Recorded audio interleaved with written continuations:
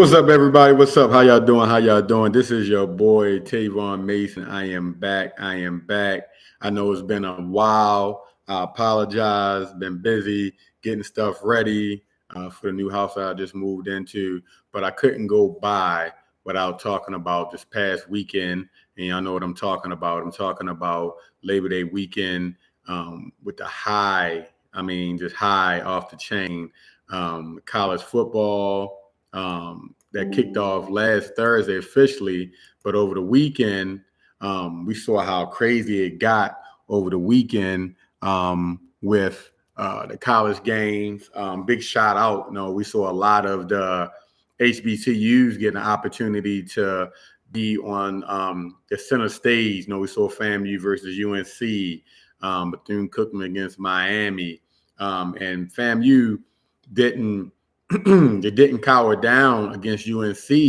UNC just had more of a power behind them, but they were going toe to toe with them for a while. But UNC kicked it in, man. That kid May over there, UNC, 5 touchdowns. He came back, looked good against Appalachian State, and that game was huge. For UNC to come off of FAMU, then go right into Appalachian State. Was amazing. Mayen was down at first and had to climb back in. And then looking at my notes, they wound up winning 63-61. Jesus Christ, 124 points between both teams. So you could tell, yeah, there wasn't that much defense, but UNC held out. 14-7. Appalachian State in the first, 21-7. UNC, they were able to get 14 points in that second quarter and held Appalachian State to 7 points.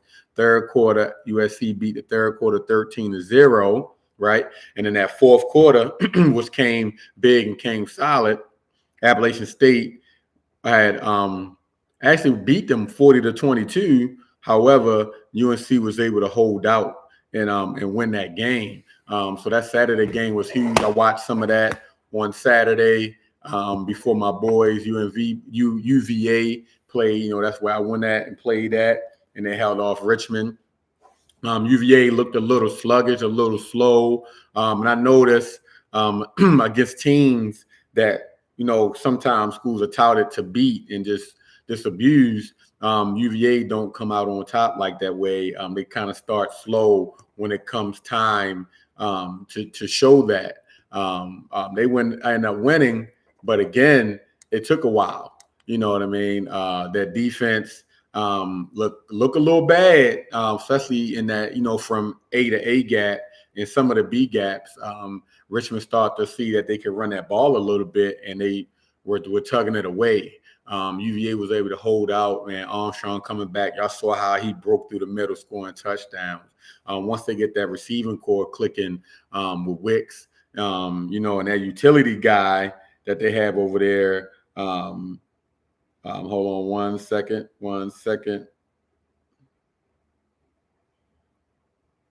Kate Thompson, who came in, was a quarterback when he came into UVA, but he knew he'd probably get more playing time and he'd be able to be noticed.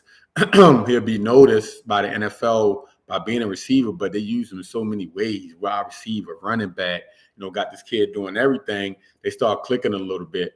They definitely going into playing Illinois this upcoming Saturday. They have to get on track with that defense, especially up the middle, because I know if Illinois was watching, they're going to try to hammer that down, because if you watch film, you'll know your opponent's weaknesses, and UVA started off with that weakness.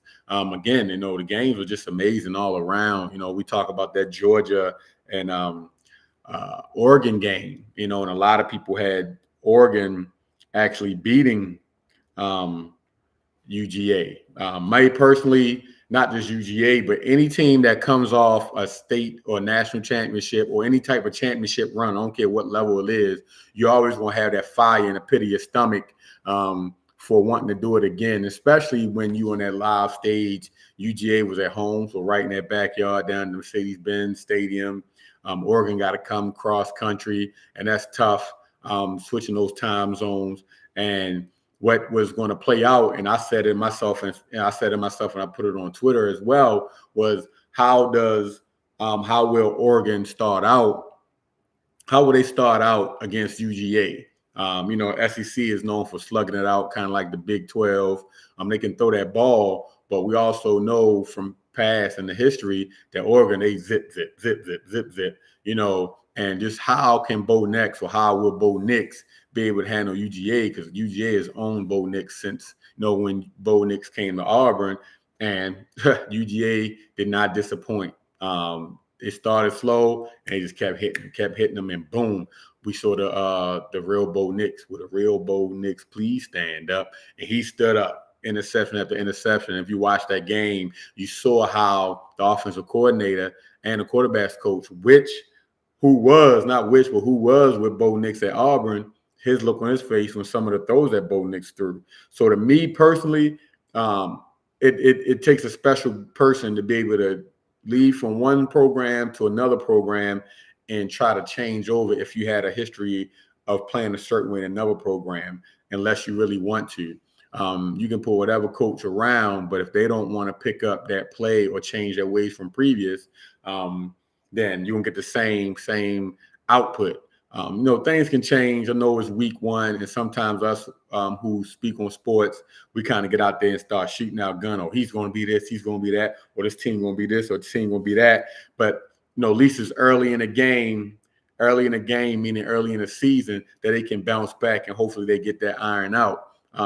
Georgia's tight ends, you know what I mean? Especially big number 0. Jesus Christ, man, that's like freak of nature. We always talk about freak of natures, or those freak kids or athletes who just do amazing things or just can't be handled. It's going to be real interesting to see, UGA maneuver through the SEC.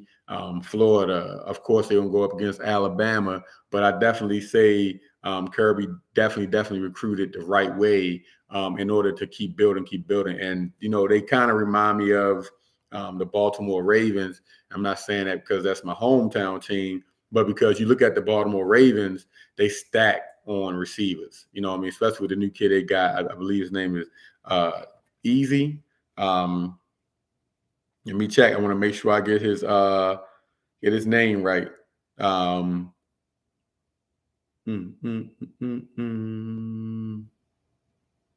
And he looked good against Arizona, the young kid. It did for the Ravens. And I definitely, like I said, I want to get his name right. Hold on, y'all. I'm coming.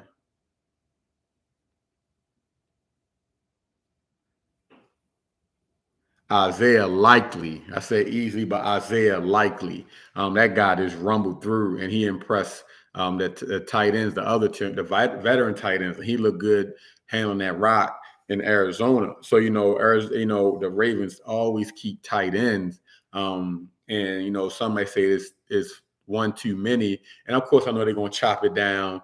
That's another target for Mr. Lamar Jackson, but. That's who the UGA remind me of. The Bulldogs remind me of. You got those tight ends. You got solid wide receivers. UJ always keep a talented running back core, but we also going to miss, Jordan in the middle, that D line, that D tackle, that nose guard in the middle to control that middle. But it looked like they didn't fall off as much, going against Oregon.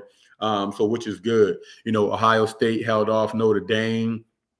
It was slow moving for Ohio State, and they had Ohio State blowing Notre Dame out, and it didn't click well. I know one thing that I noticed, and for me, especially being a former player in high school, in college, and NFL, when you regrouping, you lose individuals, you lose key players.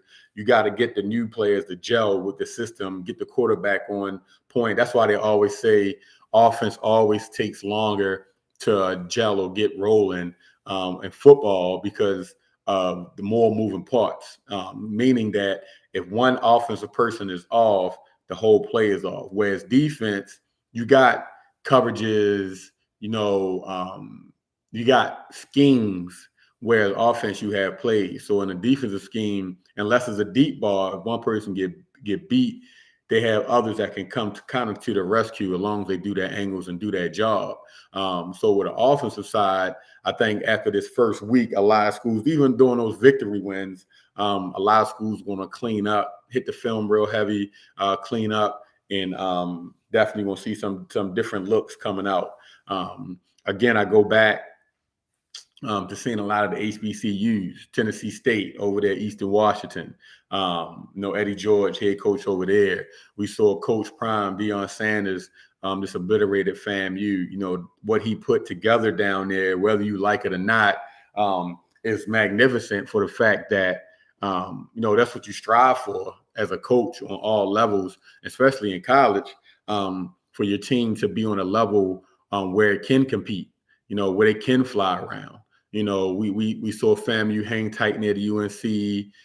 They did get beat by University of Miami, and then Jackson State, it was no different. And watching the end of that, just how Jackson State, and this is for the back end players, how Jackson State on defense just migrated to the ball, interceptions, picking up fumbles, just that awareness. And that comes from, having a solid head coach that makes it fun and makes football make you want to play football, and even on that offensive side.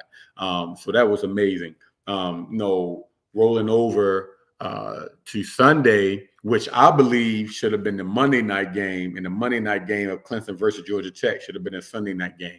But that Florida State versus LSU game was incredible to the max. You watching a team, Florida State, that's kind of been on the downs for quite a few years. They kind of faded to the black, where no one really talked about FSU like that. They beat Duquesne, and I know some people might say, "Oh, that's Duquesne. That's not a real opponent." But you come back on your second game after playing Duquesne, and you got LSU. LSU's been on the slide since that national championship, but at the end of the day, it's LSU. And Florida State came out rocking. LSU came out rocking. That fourth quarter was crazy. And I take a step back when we talk about Florida State and Duquesne. If y'all didn't notice, man, Florida State's three-headed monster, as they like to say, that three running backs all rushed for over 100 yards in that Duquesne game. So they're starting to build up. So if you have your running backs rushing for over 100 yards, that's kind of showing that Florida State is getting around to fixing that O-line problem that they had in the past, where they had quarterbacks who suffered injuries. They couldn't get the ball off because the offensive line wasn't able to hold. Me personally, I believe with the decline after Coach Bowden left, rest in peace, Coach Bowden, and a lot of players normally in that Florida, wrapping around to the California corridor, who normally would go to Florida State, figured, if I can go to other places, I can get right there and play right now without having to sit on the bench and wait like 2 years. Like if you watch the Seminoles from the 90s, some guys didn't get to play until that junior year, kind of like how Alabama is now. So they starting to go to these other schools, and they get to start right away and make an impact. But Florida State definitely looked good in these two games. That last drive did show that LSU might have some promise, right? Brian Kelly is good. I'm not a real big Brian Kelly fan. I just kind of think he kind of like brings down not the team in a bad way, but just how the aura of the team is. I mean, I guess the marketing and awareness of the team. But at some points in that game, he just looked lost and confused of what was going on. But, that 99-yard drive at LSU did on Florida State. And what a bizarre turn of events, that drive. So, you had LSU driving and were able to get a fumble. Florida State was able to get a fumble and get it all the way down to the 1 yard line, y'all. 1 yard line. And I'm not sure. Sometimes I think offensive coordinators and coaches overthink. And all they had to do was just do a simple Said Hut turn, straight ISO, bang it in. That would be it. But they decided to pitch it.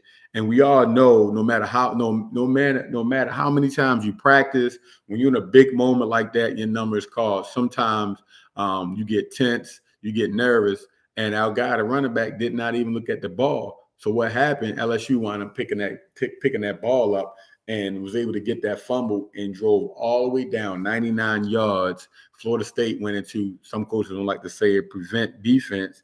So Jaden Daniels took LSU all the way down and scored a win. It scored a touchdown and went for an extra point. Some people said they probably went for two. I went for the extra point, and again the kick was blocked. They overloaded to LSU left side, and how crazy is that? 0 seconds left on the clock. They blocked the extra point. So Florida State is sitting at 2-0. Their second victory, beating a major opponent in LSU.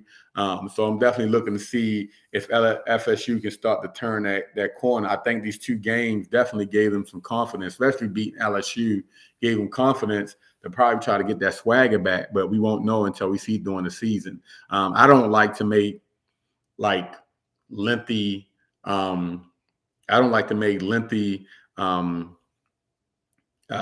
predictions because you never know. You never know how that ball going to bounce. But definitely looking to see how they come about, seeing what's going to happen this week coming up. And tomorrow, Thursday, it's not September the 8th, the NFL kicks off on Thursday. We have the Buffalo Bills with Allen versus the Los Angeles Rams and Matthew Stafford coming off of elbow surgery. I know y'all seen that, and coming off a Super Bowl victory. So we got the reigning Super Bowl champs playing the Buffalo Bills, which should be an exciting Thursday night game. I was on Twitter, and Ashley Baker, she does her thing. Shout out to Ashley.